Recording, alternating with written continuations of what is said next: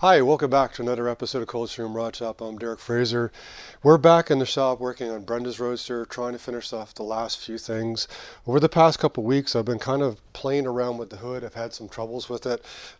We do have the hood sides attached now, which is fine. But one of the problems I had was when I got the gasket for the firewall and the gasket for the grill shell, things still weren't fitting quite right. I've put hoods on before, but I've almost always had an original firewall. One thing in my research, I went on the Ham or the Jalopy Journal and I kind of researched a little bit, and I guess one of the issues is that the Brookville firewall is down a little bit. So what that requires is that the gasket that goes underneath the hood back here, you've actually got to build it up. So I've been trying with different pieces of weather stripping to kind of lift it up. I don't know if well, I'll show you in a couple seconds. What I want to talk about though is working on the hood hold downs.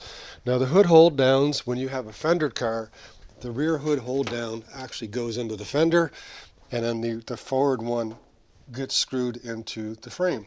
So we can do that. So in this episode, what I want to do is kind of finish off some of the alignment stuff. I still have to kick out the grill shell just a little bit on the front here, but I need to make a bracket. You can buy them, of course, but I'm not going to buy them. I'm going to make them, of course. But the bracket will come out here, and the hood hold down will attach to it. So that's one of the things I've got to get done this week. Over on the other side here, maybe the camera lady will swing around. I'll show you a little bit about the two things going on. This cowl gasket, I bought the Vintique stuff, I bought the good stuff, but this gasket and the one in the back, when you buy them, they're the same diameter. But what I've been told is that originally Ford had a larger one on the back and a skinnier one on the front. What's happening now for me to get the hood alignment, I've got to use like little pieces of weather stripping underneath this cowl gasket in the back to lift it up so that the hood here, it lines up. It needs to come up this way. And then in the front, this gasket is actually too puffy, so what you have to do is run it between rollers or basically beat it flat with a hammer to squish it down some. Anyways, I've been going through that. I haven't been showing it, but I've been struggling over it with the past couple weeks.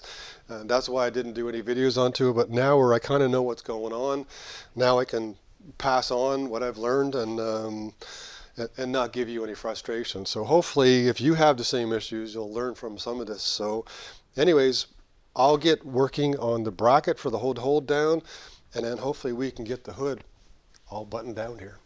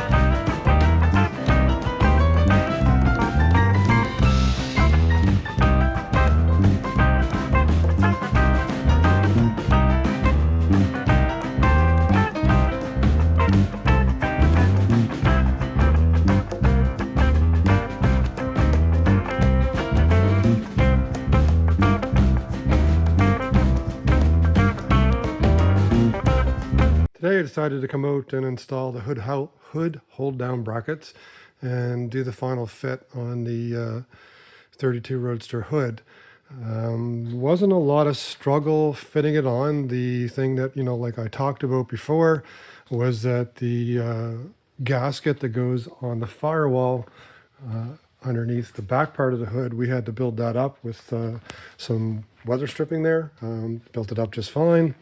And then the the gasket that goes on the grill shell, basically had to beat that down and to thin it up kind of thing, and literally just took it with a hammer and beat it on the wood stump there until it flattened out some.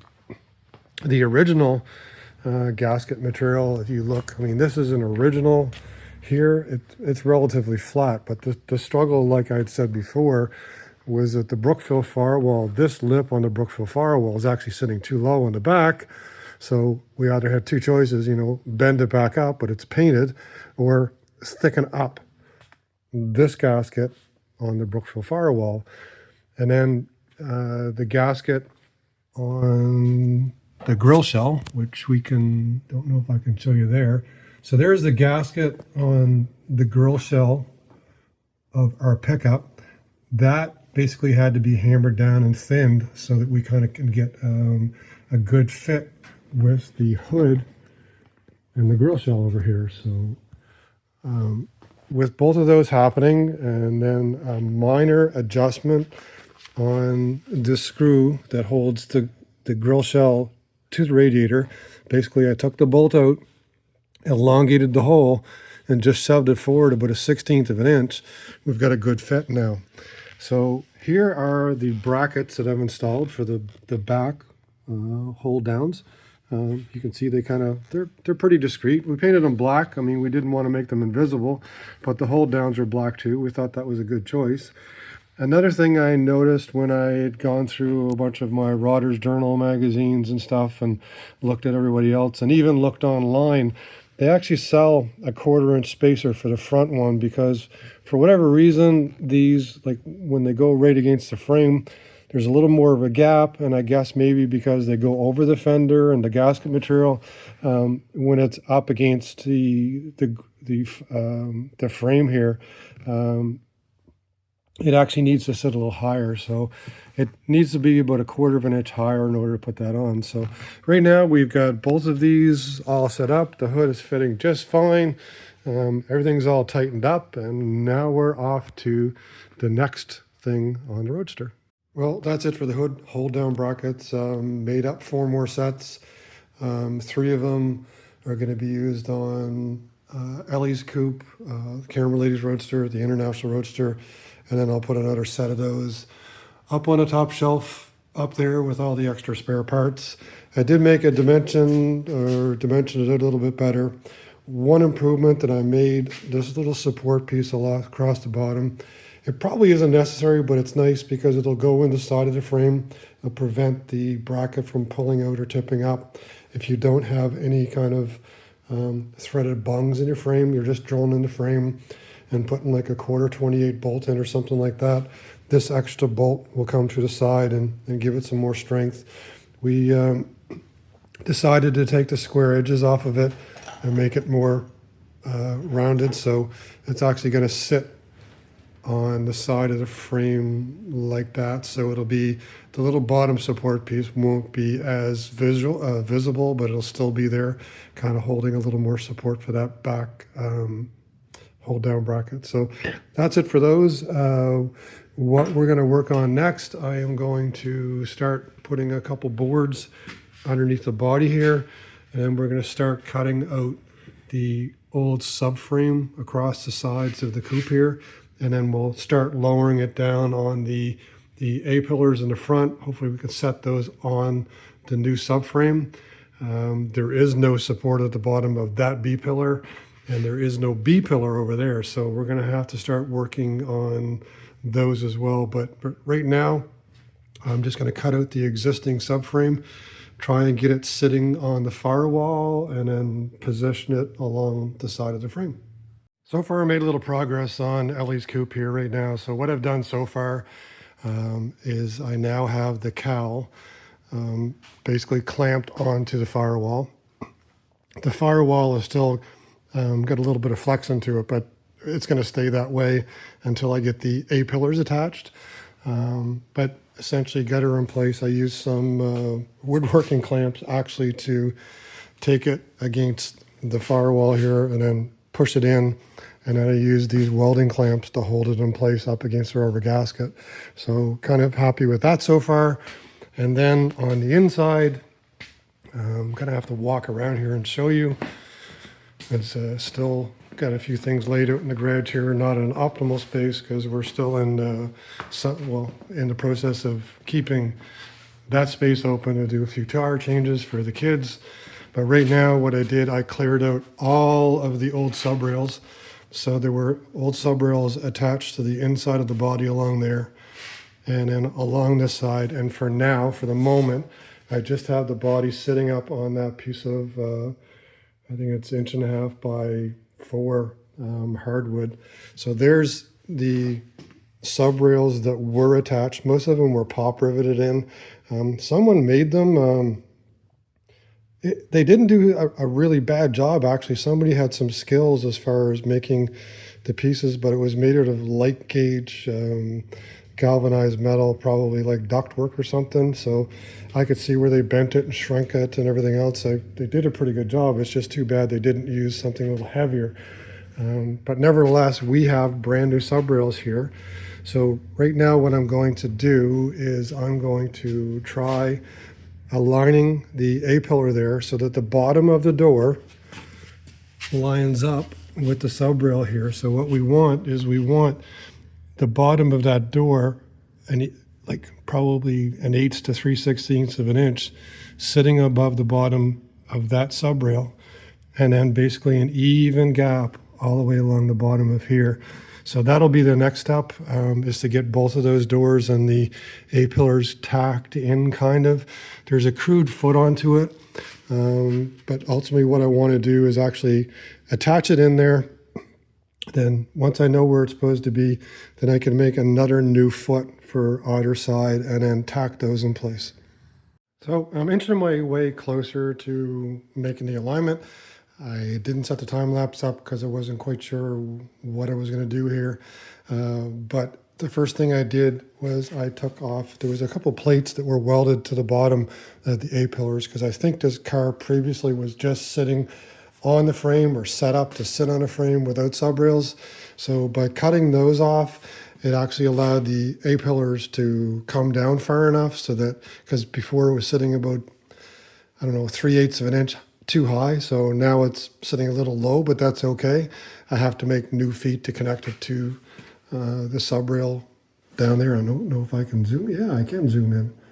So if you can see right, kind of right, nope, my finger's in the way. Oh, trying to show you the bottom of the A-pillar there and the bottom of the A-pillar over there. They're just sitting on the sub rails without any feet. So right now that allows me to be able to jack those up and put feet in, and I'll have to pull them in closer to the center. But I'm starting to get a little more alignment along the side. The inner fender wells are lining up a little.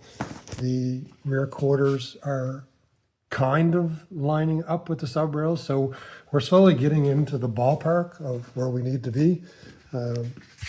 So what I'll do next, like I said, I'm going to probably weld something onto the A-pillars, make it so that I could move them up and down and then forward and back to kind of get the adjustment. Because that's the first step, like I said, was attach it to the cowl. The second step will be get the A-pillars aligned this way and also up and down so that the door fits the side of the sub rails. We'll do that on both sides, and then we're going to work our way back. So just to show you for comparison, I was showing the passenger side. The driver side is really close to where we want to be. I've got a decent gap in the front. Might only be about 1/16 of an inch or so, maybe an 1/8 or so too high on the back. So what we may do is we might tie in the driver's side first and then we'll work on the passenger side. So again, getting really, really close to where we need to be to kind of tie things in. So got quite a bit of work done on the putting the 5-window back on the sub rails because of space constraints and because I had to do a couple tire changes over there. I really couldn't set the time lapse up, so I'm going to do my best to describe to you what I did here. Ultimately, like I said, at some point in time, I've said it maybe at the beginning of this video, I'm not sure, but we attached the cowl to the firewall was the first step. The second step was then to align those A-pillars both this direction and also angrily so that we had an even gap along the bottom of the doors. The other side, the driver's side, went on really well, basically fell into position after I cut the bottoms of the A-pillars off. And all I did, I used a piece of 18 gauge metal with a couple holes into it, like this, like that, to basically temporarily attach the bottoms of the A-pillars to the subframe. I need to do more, but in the short term, I really needed like a kind of a firm attachment. Now, like I said, the driver's side went really well. The passenger side, I actually had to put a ratchet strap onto it to pull it in. You can see part of it right here. So I put a ratchet strap at the bottom of the frame and I pulled the A-pillar in till I got the alignment. Now initially I thought I was way out and I was trying to jack it up because this bottom of the door was too close to the subframe. But then I went and got some measurements on the door and actually, because all the panels were placed on the bottom of this, that one was actually too long by about 3/8 of an inch. So in reality, I was exactly where I needed to be. All I needed to do was bring the A-pillar in so that I've got a nice gap along the bottom of the door here. Now, ultimately, I still may have to make some adjustments, but what I wanted to do was get them like 95% of the way so I could start working on everything else. So this door actually opens and shuts pretty well. After I got the A-pillars in, what I then did was I didn't attach the B-pillars. I just kind of moved them back and I adjusted the body up and clamped it with some vice grips here until I got the gap in the alignment that I wanted here to start the process of attaching the B-pillars. Because on this side, the B-pillar is in the car and it needs to be welded in place. Right now, it's very close to where I want it to be, so I may actually start next video by doing that. But like I've said before, there is no B-pillar on the driver's side. Which one is it? I think, nope, it's not that one. Or is it? Yeah. Yes. This is the driver's side B-pillar that we have to salvage. It's pretty cheesy. We're going to have to make quite a few repairs here and be careful not to bow it when I repair it, but that's going to take probably a half a day of messing around to try and repair that before I start welding it in place over there. But that's kind of all I can do on this week's video, unfortunately, with tire change season and everything else. Oh, the other thing. We got a new windshield frame from Kelly Johnson, the Deuce Merchant on Instagram. Fantastic frame, great price, great guy to deal with. If you're looking for 32 parts in Canada or even in the US, you can look him up on Instagram. He goes by the handle Deuce_Merchant. But now we have a windshield frame for Ellies Coupe. But anyway, that's it for this week's video. Please like, share, tag, and subscribe. Come on back next week and see what we're doing on Ellies Coupe. Everybody take care.